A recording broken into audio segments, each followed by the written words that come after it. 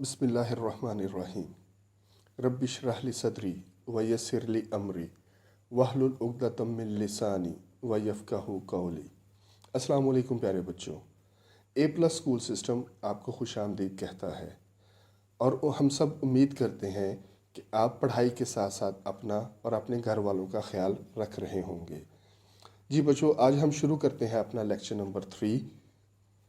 बिस्मिल्लाहिर्रहमानिर्रहीम।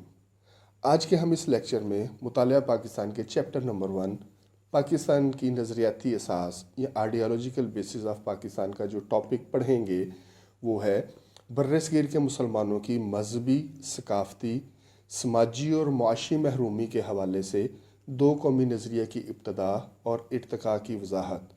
यानी कि आज हम explain the origin and evolution of two national ideology regarding the religious, cultural, social and economic deprivation of Muslims of subcontinent जो है इसे शुरू करेंगे। और आज के हमने इस लेक्चर नंबर 3 में दो कौमी नज़रिए की तारीफ़ और बर्रसगीर में इसकी इब्तदा के बारे में पढ़ेंगे और जानेंगे। तो बच्चे, दो कौमी नज़रिया जैसे नाम से ही नज़र आ रहा है कि दो कौमों की सोच। बर्रसगीर पाको हिंद के अंदर दो बड़ी कौमें हिंदू और मुसलमान आबाद थीं हैं। दोनों कौमें सदियों तक एक दूसरे के साथ रहने के बावजूद आपस में घुल मिल ना सकीं, क्योंकि उन दोनों कौमों का रहन सहन, उनका खाना पीना, उनका मज़हब जो है वो अलग था। दो कौमी नज़रिए की बुनियाद मुसलमानों का अलहदा तशख़्ख़ुस है। यानी कि मुसलमान जो हैं वो अगर दो कौमी नज़रिया ना होता तो मुसलमानों का और हिंदुओं के दरमियान फ़र्क को मुश्किल था। पाकिस्तान दो कौमी नज़रिए की बुनियाद पर कायम हुआ। दो कौमी नज़रिए का नस्बुल ऐन यानी कि इसका एम, इसका मकसद ये था कि दो कौमी तसव्वुर की बुनियाद पर हिंदुस्तान में मुसलमानों की एक ऐसी आज़ाद रियासत कायम की जाए जिसमें रहते हुए वो अपनी इनफरादी और इज्तिमाई ज़िंदगी इस्लाम के असूलों के मुताबिक गुजार सकें।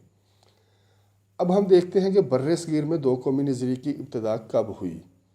अगर देखा जाए या सोचा जाए तो हम कह सकते हैं कि बर्रसगीर में दो कौमी नज़रिए की इब्तदा तो उसी वक्त हो गई जब बर्रसगीर में कोई पहला मुसलमान आया होगा या किसी ने आकर यहाँ पे इस्लाम कबूल किया होगा। लेकिन इसकी बाकायदा इब्तदा उस वक्त हुई जब मोहम्मद बिन कासिम ने सिंध को फ़तह किया। 712 में एक अरब नौजवान सिपा सलार मोहम्मद बिन कासिम ने सिंध के राजा दाहिर को शिकस्त दी और मोहम्मद बिन कासिम के साथ कुछ अरब यानी कि जो मुसलमान थे वो तबलीग के लिए आए और यहाँ पर आके मुस्तकिल तौर पर सिंध और मुल्तान में आबाद हो गए। मोहम्मद बिन कासिम के हुस्न सलूक, रवादारी और इंसाफ ने मुकामी लोगों को इस कदर मुतासिर किया कि वो उसे अवतार या देवता समझने लगे। हिंदू क़ीदे के मुताबिक अवतार से मुराद ये है कि भगवान या खुदा जो है वो किसी जिस्म में ख़ुद आकर मुआशरे की इस्लाह करता है और देवता वो भगवान को ही समझते हैं। और मोहम्मद बिन कासिम ने उन्हें मुतासिर किया और तबलीग करने वालों ने उन लोगों को इस्लाम की सीधी, सच्ची और तौहीद की राह दिखाई और ये लोग बखुशी दायरा इस्लाम में दाखिल हो गए। यानी कि यहाँ से हमारे दो कौमी नज़रिए की इब्तदा हुई। मोहम्मद बिन कासिम के बाद बाकी सल्तनतें भी आईं, जिनमें सबसे पहले गज़नवी दौर हुकूमत आता है जो 1003 से 1203 तक रहा। गज़नवी दौर हुकूमत में जो है आपका सबसे मशहूर सुल्तान महमूद गज़नवी था। इस दौर हुकूमत में पाकिस्तान का जो मौजूदा इलाके हैं इनमें फ़ारसी ज़बान को रवाज मिला और इस्लामी तहज़ीब के नकूश जो हैं या नक्श जो है वो गहरे हुए। इसके बाद गज़नवी दौर हुकूमत के बाद सल्तनत दिल्ली की बुनियाद रखी गई जो 1206 में रखी गई।